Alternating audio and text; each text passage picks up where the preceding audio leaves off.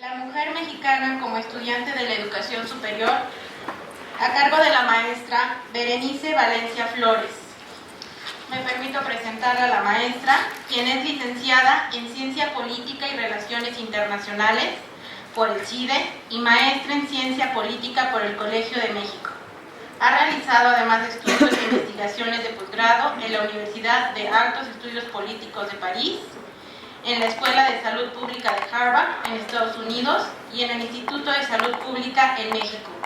Su tesis de maestría, titulada Retos y Realidades de la Rendición de Cuentas de las Organizaciones de la Sociedad Civil, fue merecedora del Premio Nacional 2013 de Investigación por CEMEFI. Ha trabajado en organizaciones de la sociedad civil, gobierno e iniciativa privada en temas como análisis político y de riesgos, comunicación social, salud pública, educación, seguridad alimentaria y cooperación internacional. Sobresale dentro de su experiencia profesional haber fungido como analista político de la Coordinación de Comunicación Social y vocera de la Presidencia de la República, directora de Comunicación Social del Subsecretario de Educación Superior y directora de Cooperación Académica Internacional del ISSSTE. Actualmente es profesora de la Maestría de Seguridad Alimentaria de la Universidad Abierta y Distancia de México, de materias como gobernanza, políticas públicas, análisis del mercado y seminario de tesis. Recibamos a la maestra, por favor.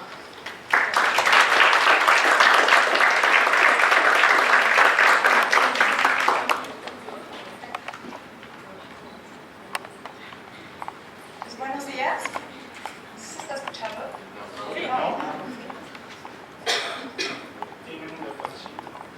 Buenos días. Creo que nada más era pegar. Pues muchas gracias por la invitación. De verdad me siento muy cómoda y muy orgullosa de estar aquí en este primer foro. La exposición que voy a presentar el día de hoy es La mujer mexicana como estudiante de educación superior, que en realidad es un vínculo entre la primera presentación que acabamos de ver y las ponencias de la siguiente mesa relativas a la inserción laboral. No sé si... Voy a comenzar.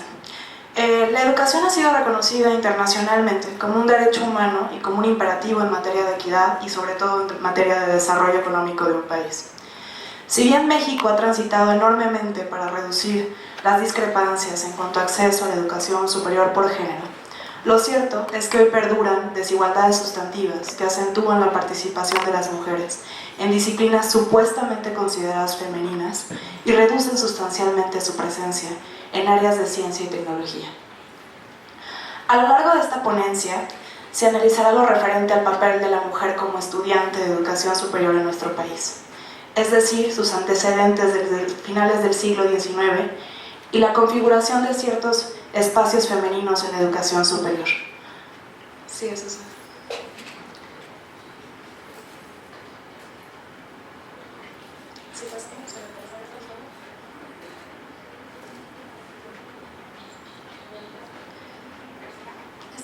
Gracias.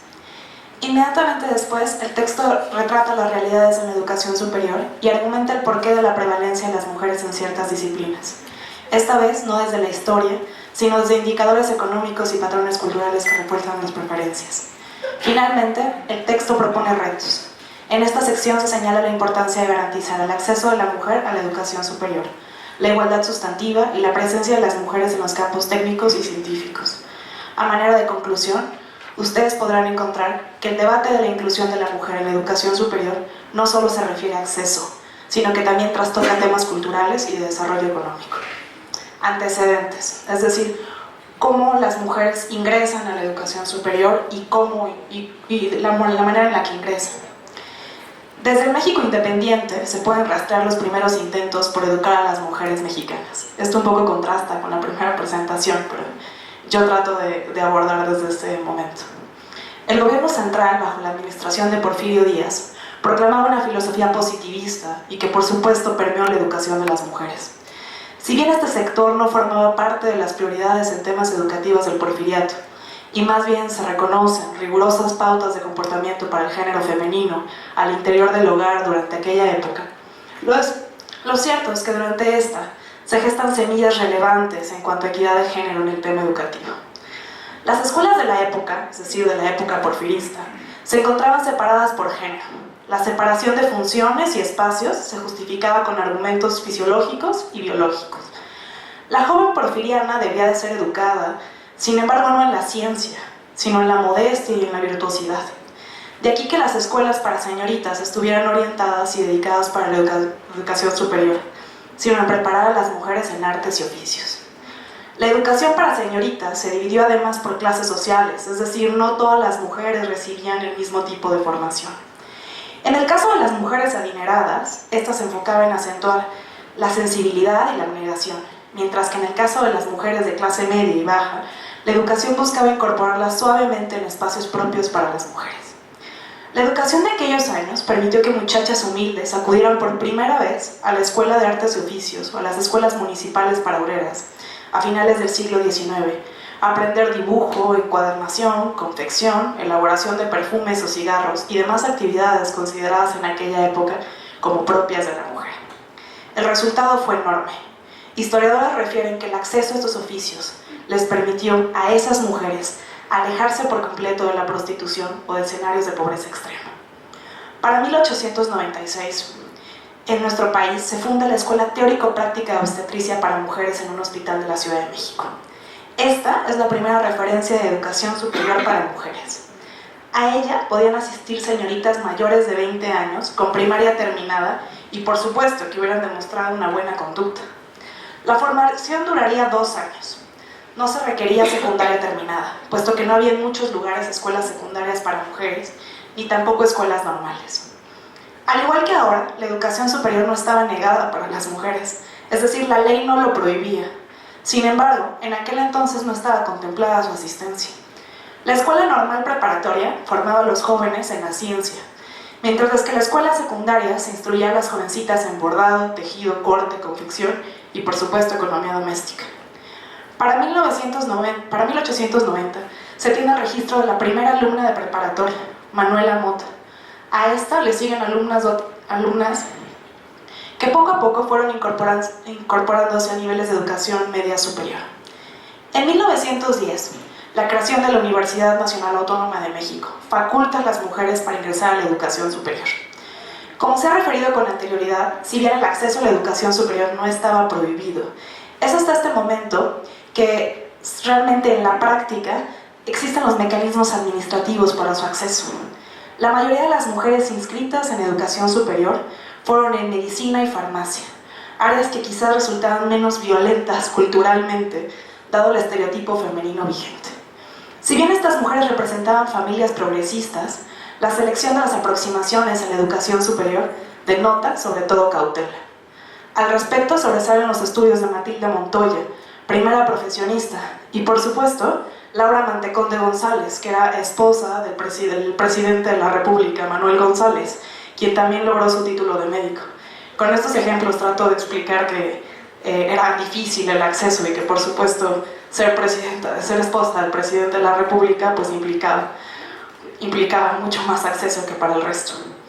En paralelo, en estos años, se reconoce a la Escuela Normal de Maestras como parte de la educación superior, lo que incrementa el número de mujeres en educación superior de manera significativa. La educación normal se define también como un espacio para las mujeres. Su supuesta capacidad innata para el cuidado de la niñez les permitió un lugar en la educación superior y en la vida profesional. La paulatina incorporación de las mujeres en la educación superior se lee históricamente como casos aislados. La historiografía refiere casos puntuales en el que mujeres iniciaron la licenciatura de Derecho o quizás Ingeniería. Su excepcionalidad es tal que se conoce nombre, apellido, familia, disciplina e incluso estado civil de cada una de ellas. En 1940,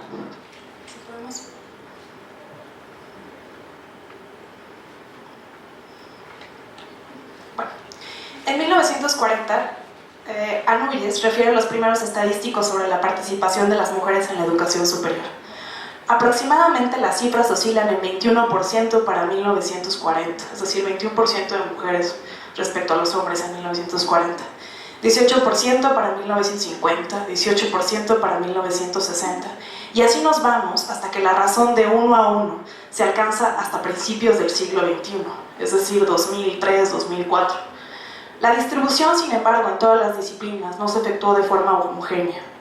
Las áreas o disciplinas con mayor prevalencia de mujeres fueron, desde los inicios, las que culturalmente les fueron permitidas, como filosofía y letras, ciencias sociales, comercio, administración y salud.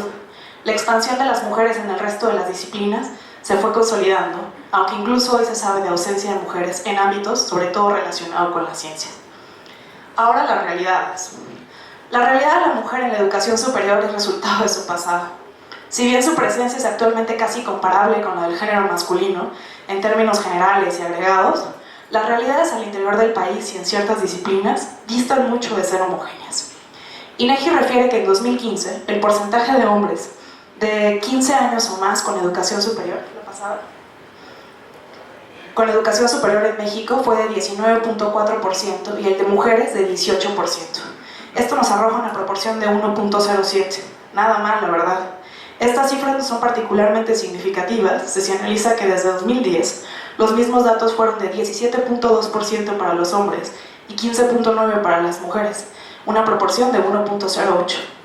Los datos agregados anteriormente demuestran no solamente que la paridad entre géneros es alta, sino también que la distancia se ha venido acortando de forma marginal a lo largo de los años. En 2017, por su parte, INEGI refiere una matrícula de 1.937.000 hombres frente a 1.927.000 mujeres, lo cual es muy similar. Sigue a su vez el patrón antes observado, una proporción casi de 1.009. Las oportunidades de educación en nuestro país tampoco son limitativas por sexo. Ciertamente la oferta es la misma para mujeres y para hombres. Sin embargo, la demanda muestra el predominio de los hombres en algunos estados del país. Es decir, si le escarbamos a los datos, la realidad es distinta. Por ejemplo, en Chiapas y en Oaxaca, en 2015, el porcentaje de hombres de 15 años o más con educación superior fue de 7.8 y 7.7 y el de mujeres de 7.2 y 6.9 respectivamente. Es decir, a lo mejor en algunos estados la diferencia no es tal, pero en estados como Oaxaca y Chiapas sí lo es. Estas discrepancias de acceso y desequilibrios regionales, particularmente en las zonas donde prevalecen condiciones de alta y muy alta marginación social, se acentúan cuando los datos se analizan de forma específica. En 2012, Anubias refería la distribución porcentual de la población en licenciatura según las 10 carreras más cursadas por sexo. En el caso de las mujeres, el orden de las más relevantes fue Derecho, Psicología, Administración, Enfermería, Educación Preescolar y así. En el caso de los hombres, el orden de las más relevantes fue Derecho, Ingeniería Industrial, Ingeniería en Sistemas, Ingeniería en Civil, Administración, Mecatrónica, Administración de Empresas, y pues esto evidentemente demuestra una diferencia. Los porcentajes en cuanto a la preferencia de disciplinas no debe ser leído sin un contexto cultural y económico que lo defina. La poca participación de las mujeres en carreras destinadas a las ciencias, tecnologías y construcción denota espacios definidos que vale la pena estudiar y reflexionar. Al final, la organización de las áreas en las que nos desempeñamos como género construyen nuestras nociones de sexualidad y, a su vez, los fundamentos de la organización y distribución de poder como sociedad. Pero, ¿qué tiene la ciencia que no interesa a las mujeres mexicanas? En términos generales, se podría decir que estas son menos ambiciosas, o que somos menos ambiciosas, y que se encuentran menos comprometidas y motivadas con la investigación. O quizás que las matemáticas nos interesan menos. Lo cierto es que la prevalencia de las mujeres en las áreas de ciencia, tecnología, ingeniería y matemáticas no es algo propio de México, y que el fenómeno ha sido explicado por la falta de fomento por parte de los padres, la autoconfianza de las mujeres en el desempeño de las matemáticas, la existencia de estereotipos en las ciencias, como lo hemos visto históricamente, y la promoción que la sociedad ejerce para que los hombres se desempeñen en dichas disciplinas. Entre 1901 y 2017, las razones de los premios Nobel entre mujeres y hombres han sido de 2 frente a 207 en física, 4 contra 178 en química, 12 contra 214 en medicina y 1 contra 79 en ciencias económicas. Según datos de CONACYT, en los años de 2009 y 2012, por cada investigadora del SNI había 2 investigadores de sexo masculino. La distribución de los miembros del Sistema Nacional de Investigadores muestra que en los niveles más altos, es decir, 2 y 3, existía una prevalencia de hombres mucho mayor, una proporción superior al 40% de las investigadoras del SNI, que se concentraban además en las áreas de humanidades, ciencias sociales, ciencias de la conducta, biología y química, mientras que para los investigadores hay una proporción similar y se especializan en áreas como ciencia, física, matemáticas y tierra e ingeniería. En México, la prevalencia de las mujeres en ciertas disciplinas se explica no solo por cuestiones culturales, sino por la diferencia en las oportunidades de los cargos que se abren para los distintos sexos y sin duda por las brechas salariales presentes. La brecha salarial entre mujeres y hombres mantiene un nivel de entre 13 y 15% para 2018. Las mujeres son menos contratadas en posiciones científicas y si bien las diferencias de ingresos se han atenuado en los últimos años, todavía generan las mayores brechas en los resultados educativos. El informe que acaba de sacar el Colegio de México llamado Desigualdades 2018 revela que una quinta parte de las mexicanas con estudios universitarios, es decir, más de 1 millón, no tiene una ocupación remunerada y se dedica principalmente a trabajos de cuidado. Es decir, no solamente hay que estudiar la educación superior en materia de acceso, sino si son contratadas o no. La baja participación laboral de las mujeres en la economía revela que estas representan solo el 38% de la fuerza laboral del país. Para que México llegara al promedio de la OCDE, el reto es mayúsculo. Aproximadamente contratar 6 millones de mujeres trabajadoras para poder igualar estas cifras.